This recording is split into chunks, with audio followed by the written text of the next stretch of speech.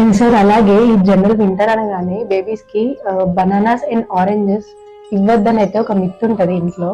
అవి ఇవ్వడం వల్ల నంజు పేరుకుంటది అండ్ ఆల్సో కోడ్ కూడా ఇంప్రూవ్ అవుతుంది అంటారు. అది నిజమేనా? అది నిజమేనా? నిజమైతే ఎంత వరకు అది అవాయిడ్ చేయాలి? చూడండి, మన ఇండియన్స్ లో ఉన్న మెయిన్ మైండ్ లో ఉన్న అపోహలు ఏంటంటే ఇవే ఫుడ్ మీద ఉంటుంది.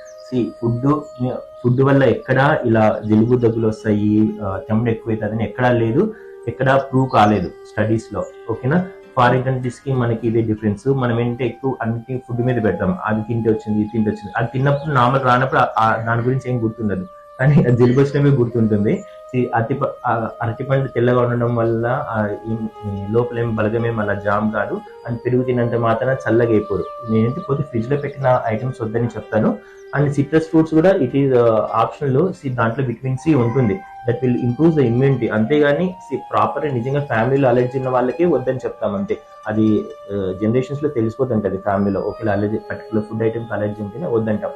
అదర్వైజ్ ఈ ఫుడ్ పెట్టడం వల్ల వాళ్ళకి ఇంకా వెయిట్ పెరిగి విటమిన్స్ వచ్చేసి ఇంకా రొటీన్ గా వచ్చే జలుబు దగ్గును తట్టుకునే శక్తి వచ్చేసి అవి తొందరగా తగ్గుతాయి ఒకవేళ వచ్చిన ఫుడ్ పెడితే.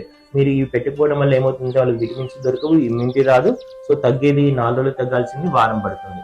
సో ఫుడ్ మీరు నిరభ్యంతరంగా ఇవ్వచ్చు, డోంట్ వరీ. ఓకే.